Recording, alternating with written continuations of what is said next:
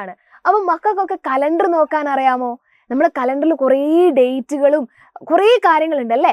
ഈ കലണ്ടർ എന്ന് പറഞ്ഞാൽ ഒരുപാട് മാജിക്കുകൾ ഒളിഞ്ഞിരിക്കുന്ന ഒരു സ്ഥലമാണ് ഈ കലണ്ടർ എന്ന് പറഞ്ഞാൽ. ഒരു മാജിക് മിസ് പറഞ്ഞു തരട്ടെ.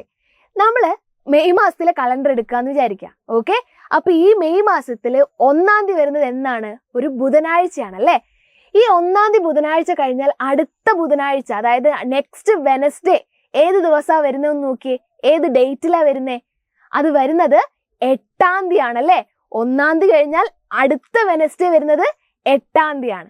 ഓക്കെ, അത് കഴിഞ്ഞ് 2-ാം തീയതി നോക്കിയേ. 2-ാം തീയതി എന്നാ? 2-ാം തീയതി വ്യാഴാഴ്ചയാണല്ലേ, തേഴ്സ്ഡേ ആണ്.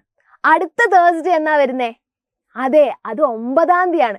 അപ്പൊ നോക്കിയേ, 1-ാം തീയതി കഴിഞ്ഞാൽ അടുത്ത വെനസ്ഡേ വരുന്നത് 8-ാം തീയതി, 2-ാം തീയതി കഴിഞ്ഞാൽ അടുത്ത തേഴ്സ്ഡേ വരുന്നത് 9-ാം തീയതി.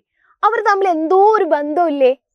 ഇത് വേറെ ഒന്നുമല്ല, ഓരോ ആഴ്ച കഴിയുന്നതും +7 ഡേയ്സ് ആണ്. 7 ദിവസമാണ് അവർ തമ്മിലുള്ള വ്യത്യാസം എന്ന് പറയുന്നത്. അപ്പൊ നോക്കിയേ, ഫ്രൈഡേസിന്റെ എല്ലാ ഫ്രൈഡേസ് വരുന്ന എല്ലാ വെള്ളിയാഴ്ചകളുടെ ദിവസം ഒന്ന് എടുത്ത് നോക്കിയേ. 3 ഉണ്ട്, 10 ഉണ്ട്, 17 ഉണ്ട്, 24 ഉണ്ട്, 31 ഉണ്ട്. ഇവരൊക്കെ തമ്മിലുള്ള വ്യത്യാസം എത്രയാണ്? 7 ആണ്. ഇവർ ഓരോന്നും 7 കൂട്ടിയാണ് അടുത്ത ആഴ്ചകൾ വരുന്നത് അല്ലേ? അപ്പൊ ഇതാണ് ഒരു മാജിക് എന്ന് പറയുന്നത്. ഇൻട്രസ്റ്റിംഗ് അല്ലേ?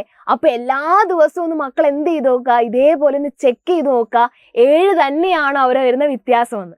റെഡി? അപ്പൊ ഇതേപോലെയുള്ള ഇൻട്രസ്റ്റിംഗ് വീഡിയോസ് ആയിട്ട് മിസ് ഇനിയും വരും. So stay tune. Bye everyone.